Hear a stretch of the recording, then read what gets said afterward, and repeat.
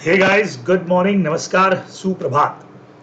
तो CA inter के लिए नवंबर 23 की तैयारी इस वक्त हम लोग कर रहे हैं और आज का जो हमारा लेक्चर है वो है ऑडिट का।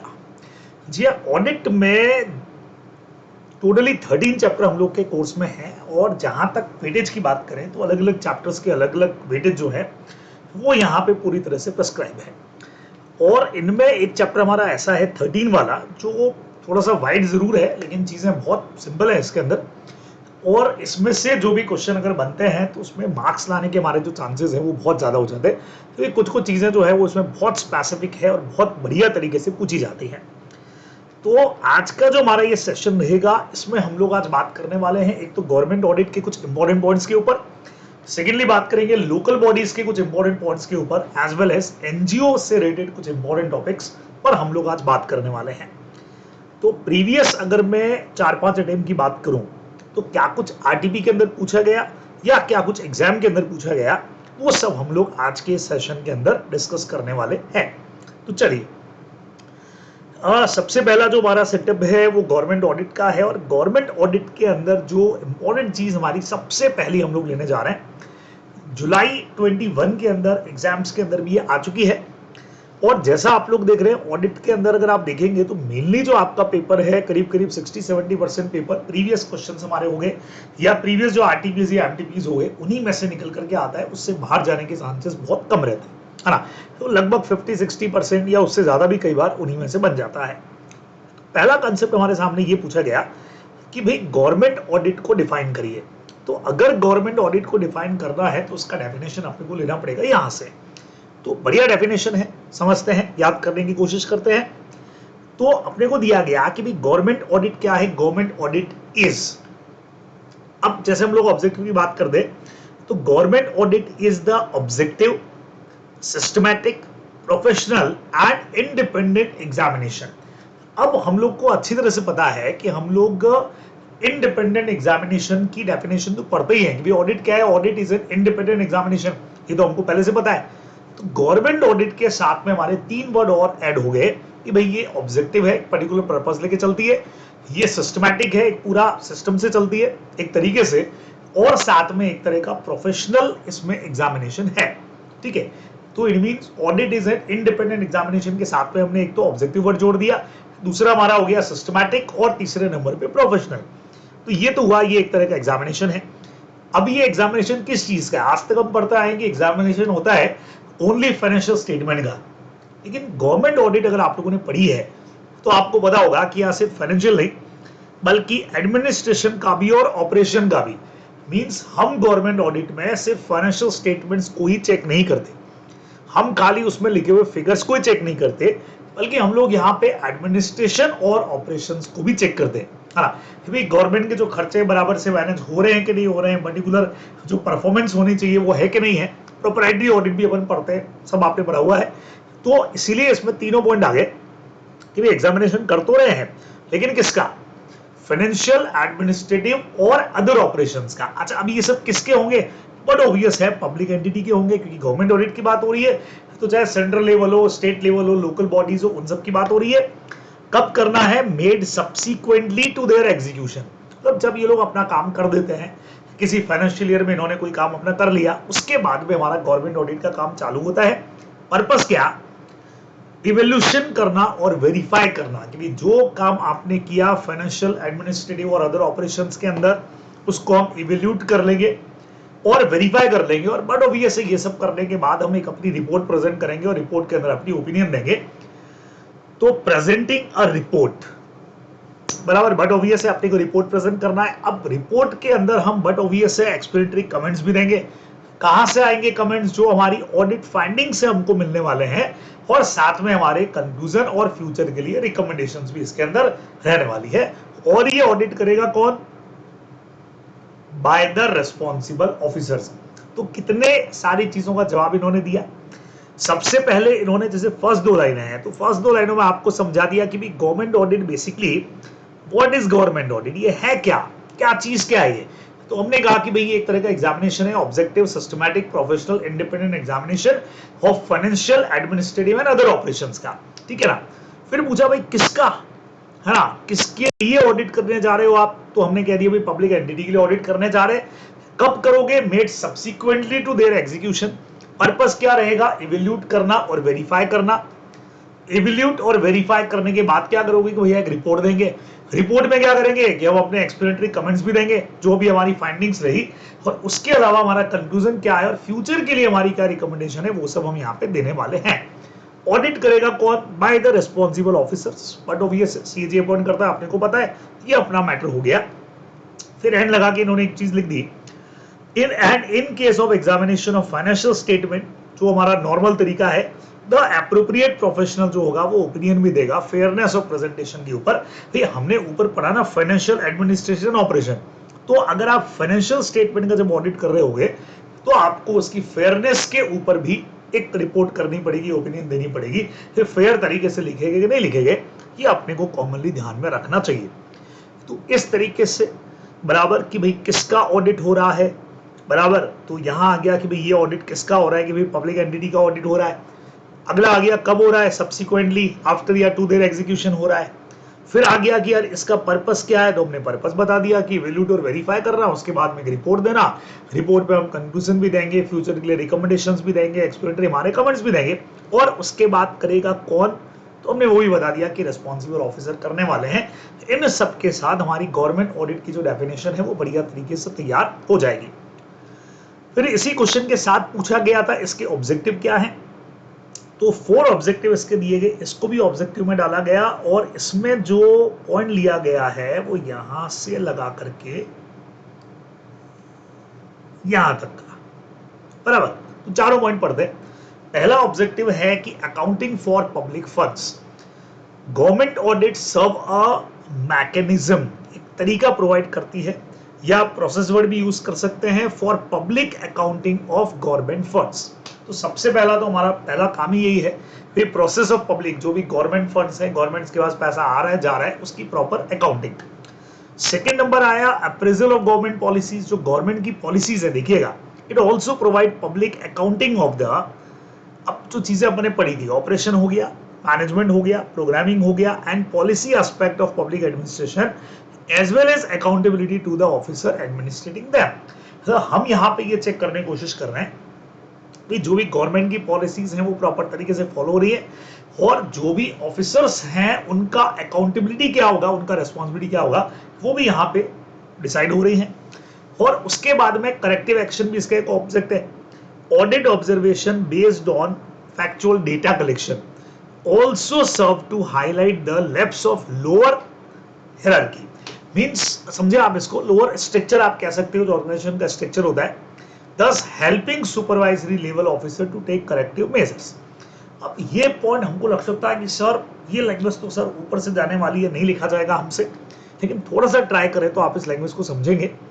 सबसे पहला हमारा आ गया कि गवर्नमेंट ऑडिट क्या सर्व करती है, अगर हमको यहां से नहीं भी याद रहता है तो सीधा सीधा सा हम क्या लिख सकते हैं, मैकेनिज्म और प्रोसेस फॉर, मैकेनिज्म वर्ड लिखिएगा, एग्जाम में नंबर मिलते हैं ऐसे वर्ड्स के, कीवर्ड है, तो मैकेनिज्म और process for public accounting of government fund, सीधा यहां से दिया ही जाएगा, public accounting of government funds, यही वाली चीज आ जाएगी, ठीक है।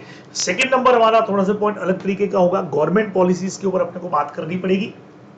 तो गवर्नमेंट पॉलिसीज के अंदर हम इस पॉइंट को समझाएंगे कि जो भी गवर्नमेंट पॉलिसीज हैं प्रॉपर तरीके से अकाउंटेबिलिटी उसके अंदर किसकी रहे, बराबर, जो भी ऑफिसर्स रहेंगे उनका एक अकाउंटेबिलिटी जो है वो यहाँ पे रहने वाला है। यहाँ पे एक चीज और आपको मैं बता रहा हूँ, हाँ जी, तो देखिएगा, अब इसको गवर्नमेंट पॉलिसीज जो है उसको हम प्रॉपर तरीके से असेस करने वाले, उसका मूल्यांकन करने वाले, या उसको आप कह सकते हैं कि असेसमेंट करने वाले। It also provide public accounting of the operational management programme and policy, ठीक है। आप अगर इतना नहीं लिखना चाहें तो पॉलिसी लिख सकते हैं, इन एस्पेक्ट ऑफ पब्लिक एडमिनिस्ट्रेशन, और साथ साथ में ऑफिसर्स का अकाउंटेबिलिटी डिसाइड करना। तीसरा नंबर हमको करेक्टिव एक्शन लेना है, तो सुपीरियर लेवल को ये हम आप कह सकते हो हाँ डेटा प्रोवाइड कर देंगे कि आपका जो लोअर लेवल है वो किस तरीके से काम कर रहा है ना। तो ये क्या सर्व करेगा, highlights the lapse of the hierarchy, मतलब जो आपका लोअर लेवल ऑफिसर्स हैं, ठीक है, लोअर लेवल पे जो एक आप कह सकते हो जो काम कर रहा है, चैनल काम कर रहा है, उसके अंदर क्या क्या लैप्सेस हैं, उसके अंदर क्या क्या कमियां हैं और कैसे आपको करेक्टिव एक्शंस लेने चाहिए, उसके अंदर भी ये जो है गवर्नमेंट ऑडिट हमारी हेल्प करती है। फिर एडमिनिस्ट्रेटिव अकाउंटेबिलिटी के अंदर हम यहां से पॉइंट उठाएंगे, the main objective of audit is a combination of accountability of administration to legislature and functioning as an aid to administration। बढ़िया चीज समझना, एक तरफ हम एक कॉम्बिनेशन है। अब हमने कहा कि सर ये जो ऑडिट है government audit is a combination. भाई किसका कॉम्बिनेशन है? दो चीजों का। पहली चीज हमारा हो गया अकाउंटेबिलिटी, ठीक है, अकाउंटेबिलिटी का। और दूसरा नंबर ये खुद क्या कर देता है, फंक्शनिंग एज एड, मदद भी करता है। अकाउंटेबिलिटी भी डिसाइड करता है कि जो लोग काम कर रहे हैं वहां पे उनका कितना अकाउंटेबिलिटी है, और प्लस साथ में खुद एडमिनिस्ट्रेशन के अंदर गवर्नमेंट ऑडिट क्या कर देती है, हेल्प कर देती है। तो दो पॉइंट अपन फोकस करके जाएंगे तो आराम से इसका आंसर लिख सकते हैं, बराबर। तो ये फर्स्ट क्वेश्चन है। ट्राई क्या करना है कि इस क्वेश्चन को उठाना है आपको और थोड़ा सा याद करके इसको लिखने की कोशिश करनी है। अभी से हम लोग तैयारी करेंगे तो हमारी तैयारी बहुत मजबूती के साथ हो जाएगी। तो ये अपने को लिखने का ट्राई करना है, पॉइंट नंबर फर्स्ट, ठीक है। तो पब्लिक फंड्स का अकाउंटिंग हो गया, अप्रेजल ऑफ गवर्नमेंट पॉलिसी हो गया, और करेक्टिव एक्शंस किस तरह से अपने को लेने, और एडमिनिस्ट्रेटिव अकाउंटेबिलिटी क्या रहेगी, 4 पॉइंट इसमें अपने को ध्यान में रखने चाहिए। चलिए जी, अब अगले पार्ट पे अगर मैं बढ़ूं तो इसमें इन्होंने एक और बहुत अच्छा इंपॉर्टेंट पॉइंट ले रखा है गवर्नमेंट ऑडिट के अंदर, ये वाला एक्सपेंडिचर ऑडिट। बहुत फेवरेट टॉपिक है इनका। आप जानते हो गवर्नमेंट की बहुत सारी इनकम होती है, कई सारे एक्सपेंडिचर होते हैं। तो ऐसे एक्सपेंडिचर का ऑडिट करने के लिए इन्होंने क्या किया है, 4 स्टैंडर्ड यहाँ पे सेट किए, 4 तरीके सेट किए। सबसे पहला कहलाता है rule against audit against rules and orders.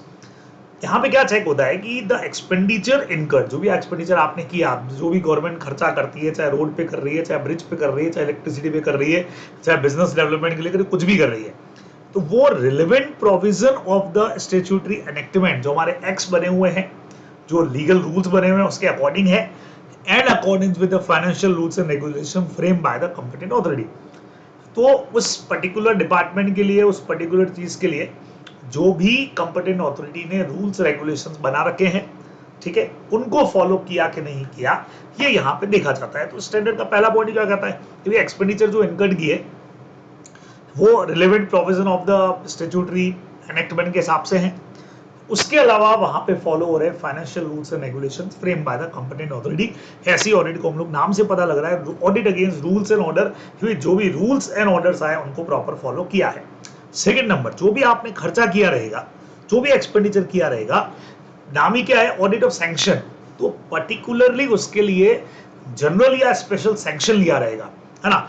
देखो कई बार क्या होता है कि कुछ चीजें जनरल सैंक्शन में होती है कि किसी कंपनी के अंदर, सॉरी किसी गवर्नमेंट डिपार्टमेंट में हमने हाँ नॉर्मल ऑफिसर को अथॉरिटी दी हुई है कि आप 30,000 तक का हम सैंक्शन करते हैं कि तुम खर्चा कर सकते हो, लेकिन उससे ऊपर खर्चा करना है तो तुमको मैनेजर का स्पेशल परमिशन लेना पड़ेगा। तो स्पेशल सैंक्शन हो गया। तो जो भी सैंक्शन है खर्चों का, वो ऑथोराइज तरीके से कंपिटेंट अथॉरिटी ने ऑथोराइज किया हुआ है, चाहे जनरल तरीके से चाहे स्पेशल सैंक्शन के थ्रू।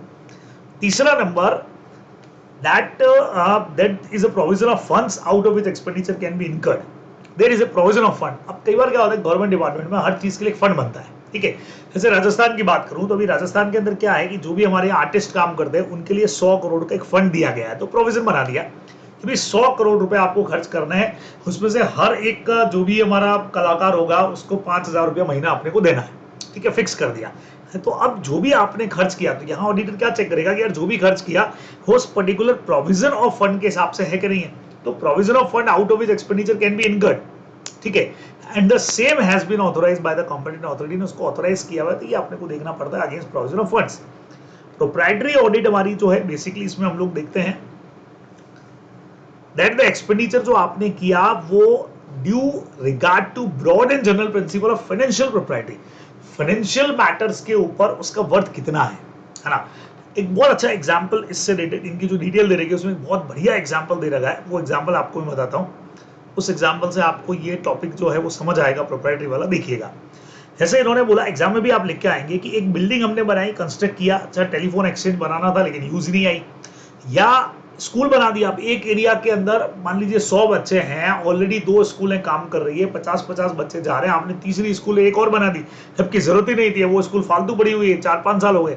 तो यहाँ पे हम कहते हैं कि भाई कहीं मनी का वेस्टेज तो आपने नहीं कर दिया डिपार्टमेंट ने, है ना। तो वो प्रोप्राइटरी ऑडिट में देखा जाता है कि फाइनेंशियली हमारा जो डिसीजन था खर्च करने का वो सही था कि नहीं था, क्या ये खर्चा रोका जा सकता था, हे अननेसेसरी तो नहीं हो गया, ये सब देखा जाता है प्रोप्राइटरी ऑडिट के अंदर। ठीक है, फोर्थ ऑडिट परफॉर्मेंस ऑडिट क्या होता है, परफॉर्मेंस चेक करना इधर।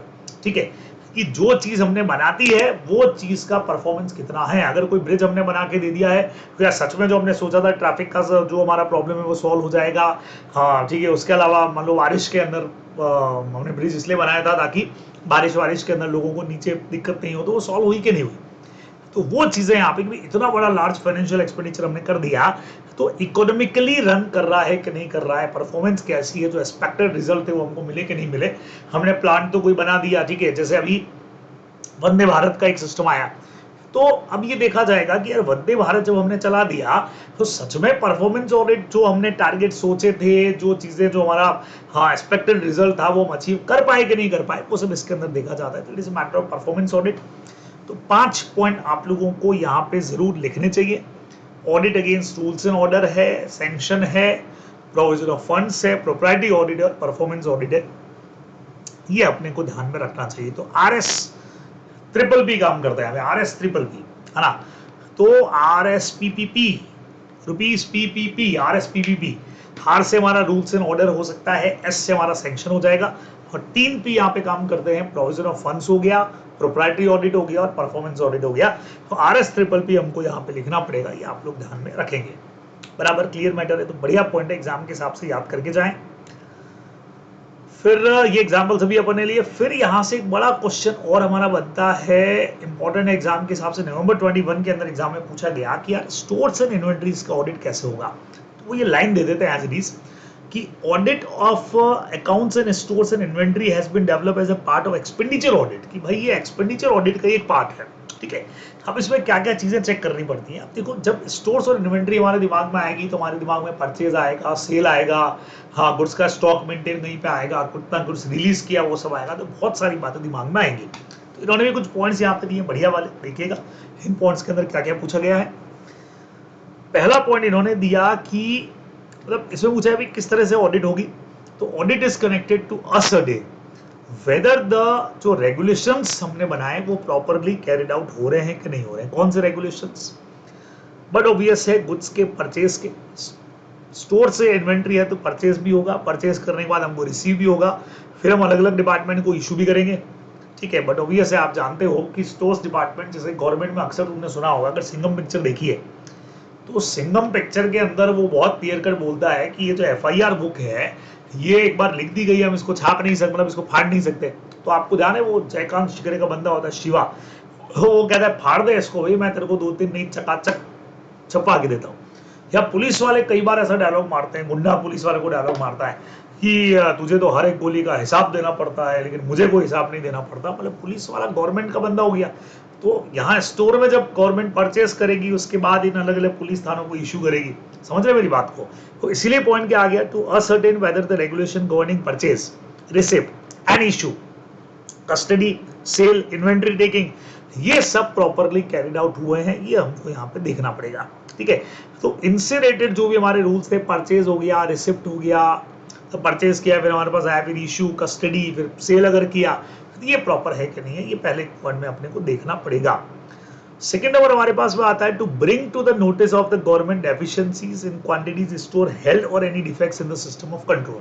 ठीक है, तो जो भी अगर जो कंट्रोल सिस्टम है उसके अंदर अगर किसी तरह का कोई डेफिशिएंसी है, डिफेक्ट्स है, तो वो अपने को गवर्नमेंट को क्या करना पड़ेगा, नोटिस में लाना पड़ेगा, डेफिशिएंसीज या डिफेक्ट्स। तो DD याद रख लो, डेफिशिएंसी और डिफेक्ट्स अगर हैं तो to the notice of the government लाना। तीसरा नंबर, वेरीफाई करना कि जो भी परचेज किया वो सैंक्शन है कि नहीं है।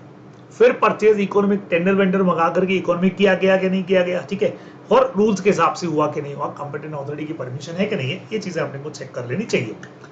नेक्स्ट पॉइंट कहता है, to ensure that the prices paid. अब ऊपर अपने वैसे तो पढ़ लिया कि यार सैंक्शन है, इकोनॉमिकल भी है, प्राइसेस जो हमने पे किया वो होना है। इसमें देखो कितने पॉइंट्स बनेंगे, प्राइसेस पेड आर रीजनेबल, ठीक है, and in agreement with those shown in the contract was supply was store, ठीक है, लेकिन पहला point prices are reasonable. Second number, certificate देख लेने चाहिए क्वालिटी और क्वांटिटी से related, furnished by the inspecting और रिसीविंग यूनिट। इसके अंदर कुछ पॉइंट बनाओ, जैसे प्राइस हमारी जो पेड है वो रीजनेबल प्राइस है, सर्टिफिकेट जो भी हमारे यहाँ पे गए हैं क्वालिटी वगैरह वाले और क्वांटिटी के, वो प्रॉपर तरीके से इशू हमने देख लिए हैं। तीसरा number, cases of uneconomical purchase अगर हुई है या डिफेक्टिव कोई चीज हुई है तो वो चीज यहाँ पे बाकायदा ब्रॉड बाय द ऑडिटर ने उसको बिल्कुल शो किया है, बताया है। अगर अनइकोनॉमिकल परचेज हो गई या कहीं पे डिफेक्टिव गुड्स आ गए या इंफीरियर क्वालिटी के गुड्स आ गए तो ब्रॉड इनटू नोटिस आया। ये पॉइंट इसके अंदर आपको लिख देने चाहिए। To check the accounts of receipt, अब अकाउंट्स देखना, ऊपर तक में तो हम क्या देख रहे थे, फर्स्ट पॉइंट में हमने क्या देख लिया यार, परचेज, रिसीव, इशू वगैरह कितना है। फिर हमने चेक कर लिया कि यार डिफेक्ट्स वगैरह तो नहीं है, डेफिशिएंसीज तो गवर्नमेंट के कंट्रोल में लाएंगे, ध्यान में लाएंगे। फिर सैंक्शन जो किया वो इकोनॉमिकल होना चाहिए, रूल्स और ऑर्डर के हिसाब से होना चाहिए। प्राइस पेड जो हमने किया वो रीजनेबल किया है। सर्टिफिकेट ले लिया है क्वालिटी और क्वांटिटी से रिलेटेड का। और उसके अलावा इसमें सी पॉइंट अपन ने क्या डाला था कि जो भी परचेज किया है अगर डिफेक्टिव क्वालिटी का है तो वो नोटिस में हम लेकर के आएंगे, सिंपल। और लास्ट में जाकर के हमको अकाउंट्स देख लेने चाहिए कि जो रिसिप्ट और इशू के जो बैलेंसेज हैं उसमें जब बुक्स देखेंगे तो उससे एक्यूरेसी हो गया, करेक्टनेस हो गया, रीजनेबलनेस ऑफ बैलेंस हो गया, ये सब चीजें भी अपने को यहाँ पे चेक करनी चाहिए। अगर आइडियल इन्वेंट्री लग रहा है हमको ज्यादा है तो रिपोर्ट के अंदर लिखो कि भी अननेसेसरी इन्वेंट्री पड़ी हुई है, ठीक है। प्राइसेस अकाउंट्स अगर मेंटेन है तो उनको भी, जो भी प्राइसेस चार्ज कर रहे हो आप, वो रीजनेबल है कि नहीं, ये सब चीजें चेक करनी चाहिए। और वैल्यूएशन जब इन्वेंट्री का करेंगे तो बहुत केयरफुली करना चाहिए ताकि वैल्यू ऑफ अकाउंट्स जो है वो फिजिकल अकाउंट से टैली हो सके। तो वो कुछ चीजें अपने को यहाँ पे स्पेशली ध्यान में रखनी चाहिए। तो ये पॉइंट आप लोग स्टोर्स एंड इन्वेंट्रीज के अंदर याद रख करके जा सकते हैं। नवंबर 21 का बढ़िया ये क्वेश्चन जो है वो काम करता है। तो गवर्नमेंट ऑडिट से रिलेटेड इतने पॉइंट्स हैं जो एग्जाम के अंदर पूछे गए हैं या आरटीपीएस के अंदर है जो आपसे मैंने डिस्कस किए। फिर हमारा एक छोटा सा पॉइंट आता है लोकल बॉडीज का। उसमें एक क्वेश्चन पूछा गया म्युनिसिपैलिटी का डेफिनेशन बताओ।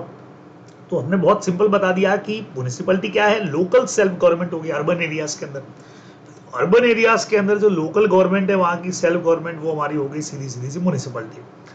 अलग अलग जगह पे इसके अलग अलग नाम हो सकते हैं, लोकेलिटी के हिसाब से एडमिनिस्ट्रेशन हो सकता है, town, city, village, other area, smaller than state होना चाहिए। तो जो भी बॉडी रिप्रेजेंट करती है लोकल इनहेबिटेंट्स को और फेयरली लार्ज ऑटोनॉमी की तरह से काम करती है, उसका अपना एक लोकल टैक्सेशन होता है, उसकी अपनी इनकम उस पर वो खर्च करती है, जनरेट करती है लोकल लेवल के ऊपर, और जो स्टेट और सेंट्रल से डिस्टिंक्ट है। पूरा लिखना पड़ेगा बच्चों, ध्यान रखिएगा। तो ऐसा लगे तो पॉइंट्स के अंदर डिवाइड करना। जैसे पहला पॉइंट तो ये हो गया local self government in urban area. Second number, इसका मीनिंग बताया, what is the meaning of local self government. तो इन्होंने इसका मतलब समझाया, understood the administration of a locality. एक लोकेलिटी का एडमिनिस्ट्रेशन, वो चाहे विलेज हो, टाउन हो, सिटी हो, अदर एरिया, तो स्टेट से तो छोटा ही होगा। तो एक ऐसी बॉडी जो लोकल इनहैबिटेंट जो रहने वाले हैं उनको कंट्रोल कर रही है, उनको रिप्रेजेंट कर रही है, लार्ज ऑटोनॉमी की तरह काम कर रही है, उसके अपने कुछ रेवेन्यू सोर्सेज हैं, लोकल टैक्सेशन वगैरह है, स्पेंडिंग करती है खर्च को, पैसा वैसा खर्च करती है, वो सब है म्युनिसिपैलिटी। फिर एक सवाल इसके साथ ही पूछा गया था म्युनिसिपैलिटी का खर्चा कहाँ कहाँ होता है। तो हमने कहा कि भाई जैसे अपने यहाँ पे भी म्युनिसिपल कॉर्पोरेशन है, थोड़ा सा बड़े लेवल का हो गया, म्युनिसिपैलिटी वही हो गई है ना। तो म्युनिसिपैलिटी या म्युनिसिपल कॉर्पोरेशंस लोकल गवर्नमेंट है, काम किया जनरल एडमिनिस्ट्रेशन करना और रेवेन्यू का कलेक्शन करना। नॉर्मली जैसे आप लोग देखते हैं, इन्होंने कुछ एग्जाम्पल भी दिए, जैसे अपने यहाँ पे जोधपुर में वगैरह में आप देखेंगे तो होर्डिंग्स लगे हुए रहते हैं म्युनिसिपल कॉर्पोरेशन के, उसके ऊपर उनको टैक्स आते हैं। व्हीकल पार्किंग वगैरह का जो एरिया होता है उसके टैक्सेस उनके रहते हैं, एडवर्टीजमेंट वगैरह जो भी मैंने आपको बोला।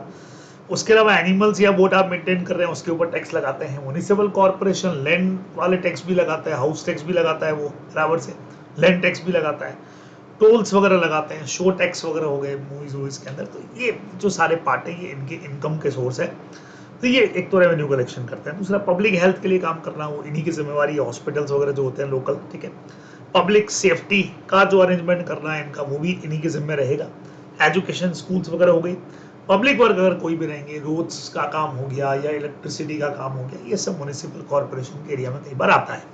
और other such as interest payment करना, कुछ लोन वोन उठा रखा है अगर बैंक से, तो इंटरेस्ट पेमेंट करना, ये सब। तो ये इनके उसमें रहेंगे, तो ये थोड़ा सा आप ध्यान रख के जाएं। उसके अलावा इनको 3 तरह की ग्रांट भी मिलती है, कई बार इसमें भी क्वेश्चन आया हुआ है इनको ग्रांट क्या मिलती है। तो एक तो इनको जनरल ग्रांट मिलती है। जनरल ग्रांट का मतलब क्या हो गया कि गवर्नमेंट देखती है कि भाई ये आपके रिसोर्सेज हैं और ये आपकी नीड है, और अगर आपके रिसोर्सेज से आपकी नीड पूरी हो रही तो ठीक है, नहीं तो हम प्रोवाइड करेंगे। This is general purpose grant, gap between need और रिसोर्सेज को पूरा करता है। स्पेसिफिक पर्पस जो गवर्नमेंट इनको कोई स्पेसिफिक काम करने के लिए दे रही है कि हाँ भाई आपको इधर रोड बनाना है, ये चीज बनाना है, उसके लिए ले लो। स्टेट्यूटरी या कंपनसेटरी ग्रांट क्या होती है कि जैसे ये लोग टैक्स वसूल करते हैं, अब टैक्स का इनका एक पार्ट जो है वो गवर्नमेंट ले जाती है, स्टेट गवर्नमेंट, तो वो स्टेट गवर्नमेंट जो वापस इनको रीएम्बर्स अमाउंट कुछ करती है, वो हमारा इस ग्रांट के अंदर आ जाएगा, अपने को ध्यान में रखना है। तो जनरल पर्पस हो गई, स्पेसिफिक पर्पस हो गई, और तीसरा कॉम्पनसेटरी ग्रांट है। स्टेट्यूटरी है कि भाई सेंट्रल स्टेट गवर्नमेंट आपके इनकम का एक पार्ट लेकर के जाएगी, है ना, तो वो यहाँ पे जो आपको रेवेन्यू का लॉस हुआ वो कंपनसेट कर देगी किसी और फॉर्म में, तो ये अपने को ध्यान में रखना है। फिर लोकल बॉडीज के ऑब्जेक्टिव पूछे गए कि यार ऑब्जेक्टिव क्या है। ये देखिए, लोकल अगर बॉडी का ऑडिट होता है तो उसके कुछ ऑब्जेक्टिव्स हैं। तो सबसे पहला तो हमारा वही पुराना पॉइंट है कि यार अपने को रिपोर्टिंग करनी है, fairness to the content and presentation of financial statement, कि जो भी फाइनेंशियल स्टेटमेंट बने हैं वो प्रॉपर तरीके से, आप इसकी जगह वो भी लिख सकते हो, फेयरनेस की financial statements are true and fair, fairness आ गया ना तो वो फेयर है। Second number, internal financial control हमारा जो है उसका स्ट्रेंथ और उसका वीकनेस उस पर रिपोर्ट करना है। तीसरा, अडेरेंस अभी आपको बताया मैंने, असेसमेंट करना है लीगल और एडमिनिस्ट्रेटिव रिक्वायरमेंट का। तो देखो फर्स्ट पॉइंट क्या कहता है कि जो भी आपके फाइनेंशियल स्टेटमेंट्स आपने बनाए वो ट्रू है और फेयर है। सेकंड नंबर, जो आपका फाइनेंशियल कंट्रोल सिस्टम बना हुआ है उसके वीकनेसेस क्या है, उसकी स्ट्रॉन्गनेस क्या है, स्ट्रेंथ क्या है। फिर असेसमेंट हम कर रहे हैं लीगल और एडमिनिस्ट्रेटिव जो हमारी रिक्वायरमेंट्स थी वो कितनी फॉलो हुई। फिर रिपोर्टिंग करना है value of is being fully received on money spend, जो पैसा खर्च कर रहे हैं, वही अपना जो अपन पढ़ रहे थे ना अभी, हाँ प्रोप्राइटरी ऑडिट वाला पॉइंट, जो पैसा खर्च किया उसका बराबर से वैल्यू मिला कि नहीं मिला, हमको वो चेक करना पड़ेगा। और फिर अपना जो फिफ्थ चैप्टर था, prevention of fraud, error, misuse of resources, ये चीजों को करना, ये एग्जैक्टली जो कह सकते हो लोकल बॉडी ऑडिट है उसके पर्पस होता है। ठीक है, पहला पर्पस फाइनेंशियल स्टेटमेंट फेयर तरीके से बने हुए हैं भाई। सेकंड नंबर, हमारे इंटरनल फाइनेंशियल कंट्रोल का जो सिस्टम है उसका स्ट्रेंथ और वीकनेसेस क्या क्या है। तीसरा, असेस करना लीगल और एडमिनिस्ट्रेटिव रिक्वायरमेंट्स क्या हैं, उसको भी असेस करना, उस पर रिपोर्ट करना मतलब। फिर वैल्यू जो जितना हम सोच रहे हैं फुली रिसीव्ड हुई कि नहीं हुई, जितना पैसा हमने खर्च किया उसके ऊपर, और जो भी फ्रॉड एरर्स वगैरह हुए उनको डिटेक्ट करना, उनको प्रिवेंट करना, ये इसके ऑब्जेक्ट्स में शामिल रहेगा। बढ़िया पॉइंट है, इसको भी तैयार करके जाइएगा। फिर आता है बच्चे लोगों आज का लास्ट पॉइंट हमारा एनजीओ का। एनजीओ से रिलेटेड हमारे पास में क्वेश्चन है बढ़िया सा, वो दिखा देता हूं आपको मैं, ये देखिएगा। आरटीपी के अंदर आ चुका है ये नवंबर 21 के अंदर, और आई थिंक नवंबर 21 के एग्जाम्स के अंदर भी ये क्वेश्चन पूछा गया था। While planning the audit, auditor किन चीजों का ध्यान रखेगा जिस वक्त में वो किसी एनजीओ का ऑडिट कर रहा होगा। तो आप लोग सब जानते हैं एनजीओ का जो काम है बहुत कुछ अपना नॉट फॉर प्रॉफिट ऑर्गेनाइजेशन वाला काम हो गया है ना। तो सबसे पहले इसको क्या करना है, दो पॉइंट्स के अंदर उठाओ, नॉलेज लेना है, नॉलेज नॉलेज नॉलेज। पहला किसका नॉलेज, कि जिस एनजीओ को ऑडिट कर रहे हो उसका मिशन क्या है, उसका विजन क्या है। दो पॉइंट दिमाग में रख लो, mission and vision of NGO, जिसका वो ऑडिट करने जा रहा है उसका नॉलेज ले ले, पहला काम। सेकंड नंबर, अगर उस एनजीओ के ऊपर कोई रूल्स रेगुलेशंस लग रहे हैं, कोई एक्ट लग रहे हैं, ठीक है, कोई फॉरेन कंट्रीब्यूशन रेगुलेशन एक्ट लग रहा है, सोसाइटीज रजिस्ट्रेशन एक्ट लग रहा है, इनकम टैक्स एक्ट के प्रोविजन होते हैं ना, चाहे वो एटीजी में डिडक्शंस वगैरह देते हो, तो कौन सा एक्ट लग रहा है उसकी नॉलेज। तो पहले दो पॉइंट का कनेक्शन है नॉलेज से। किसका नॉलेज भाई, सबसे पहला mission and vision of NGO, उसका नॉलेज ले लो। सेकंड नंबर काय का नॉलेज, उसके ऊपर जो एक्ट लग रहे हैं, चाहे सोसाइटी रजिस्ट्रेशन एक्ट है, इनकम टैक्स एक्ट है, और कोई फॉरेन कंट्रीब्यूशन हो गया, उन सब का नॉलेज लेना। दो तो हमारे नॉलेज हो गए। अगले दो पॉइंट में बच्चे लोगों को हमको रिव्यू करना है, चेक करना है, रिव्यू करना है कि जो भी ऑर्गेनाइजेशन बना हुआ है एनजीओ किस फॉर्म में है, सेक्शन 8 कंपनी में है या नॉर्मली एनपीओ की तरह से काम कर रहा है, उसके memorandum, articles, rules and regulations, उन सबको पढ़ना। तो ये हमने रिव्यू कर लिया कि लीगल फॉर्म क्या है उसका, ठीक है। फिर उसके अलावा उन रिव्यू करना है जो भी एनजीओ है उसका चार्ट, उसके इंटरनल रूल्स, उनके गाइडलाइंस, उनके प्रोग्राम्स, उनको फंड करने वाली एजेंसी कौन सी है, ये बजटिंग पॉलिसीज क्या है, ये सबको भी हमको करना पड़ेगा रिव्यू। तो पहले दो पॉइंट में तो हमने नॉलेज लिया, किस चीज का नॉलेज लिया भाई हमने, मिशन और विजन इनका क्या है। सेकंड नंबर, इन पर एक्ट कौन से लग रहा है। तीसरे में हमने रिव्यू ले लिया भैया किस लीगल फॉर्म का है, मेमोरेंडम, आर्टिकल्स वगैरह क्या है, इसके रूल्स रेगुलेशंस बताओ। फिर हमने किया और डिटेल, फाइनेंशियल एडमिनिस्ट्रेटिव उनके मैनुअल्स क्या बने हुए हैं, प्रोजेक्ट्स क्या हैं, प्रोग्राम्स गाइडलाइंस क्या हैं, ये सब चीजें भी हमने देखी। फिर इसी में रिव्यू वर्ड से या एग्जामिनेशन वर्ड से आप जैसे तो मिनट्स हमने देखे, चाहे बोर्ड मीटिंग हो, कमेटी मीटिंग हो, गवर्नमेंट बॉडी की मीटिंग हो, गवर्निंग बॉडी जो इनकी है वो सब हमने चेक किए। तो मिनट्स वगैरह को हमने एग्जामिन किया, चेक किया, रिव्यू किया, कुछ भी यहाँ पे ले सकते हैं, ठीक है। फिर उसके बाद कुछ कॉमन पॉइंट हमने और लिए। यहाँ से अगर लास्ट से शुरू करूँ तो हमने प्रीवियस ईयर की ऑडिट रिपोर्ट को चेक किया। फिर हमने देखा कि यार एक्सपर्ट की हमको जरूरत पड़ेगी क्या, तो उसको भी हमने इंक्लूड किया। फिर एनटीई हमने डिसाइड किया, नेचर टाइमिंग और एक्सटेंड क्या रहेगा। फिर मटेरियली लेवल हमने डिसाइड किए और स्टडी किया हमने उनके अकाउंटिंग सिस्टम का जो हम हमेशा करते हैं। फिर उनके इंटरनल कंट्रोल सिस्टम को भी हमने चेक किया, इंटरनल कंट्रोल और इंटरनल चेक सिस्टम जो है उसको भी हमने वेरीफाई किया। ये सिंपली आपने को ध्यान रखना है। तो हमने प्रीवियस ईयर का ऑडिट रिपोर्ट भी पढ़ा, इन्वॉल्वमेंट ऑफ एक्सपर्ट अगर था तो वो भी हमने लिया, हमने एनटी डिसाइड किया। मटेरियली लेवल याद रह जाए तो अच्छी बात है, बड़ा क्वेश्चन इतना बन सकता है, 10 पॉइंट हो सकता है, 4-5 नंबर का क्वेश्चन बने तो 5 पॉइंट आपको दिमाग में रखने पड़ेंगे। पहले 2 पॉइंट तो आपके नॉलेज के हो गए, अगले 2 पॉइंट हमारे रिव्यू के चले गए। एक हमारा मिनट्स वगैरह को एग्जामिन करना हो गया, गवर्निंग बॉडी की मीटिंग्स को। फिर हमने प्रीवियस ईयर का ऑडिट रिपोर्ट भी पढ़ करके देख लिया। उसके बाद में हमने एक्सपर्ट को कितना इन्वॉल्व करना है, मटेरियल लेवल डिसाइड करना, और उसके अलावा हमने उनका accounting system, internal control system, इन सारी चीज़ों को भी स्टडी कर लिया। तो ये पॉइंट आप लोग ध्यान में रखेंगे, बराबर। तो ये कुछ इंपॉर्टेंट पॉइंट जो है वो आज के सेशन में हम लोगों ने डिस्कस किए हैं। थोड़ा सा काम आपको करना है कि इनकी रिटन प्रैक्टिस एक बार पॉइंट्स बना करके करिएगा ताकि आप मजबूती से इनको तैयार कर पाए। चलिए, तो नेक्स्ट सेशन में आगे के जो हमारे टॉपिक्स हैं इसी चैप्टर के, उनके इंपॉर्टेंट क्वेश्चंस के ऊपर हम लोग बात करने वाले हैं। तब तक बस तैयारी में लगे रहिए, बढ़िया तैयारी करिए, बढ़िया मार्क्स एग्जाम में लेकर के आइए।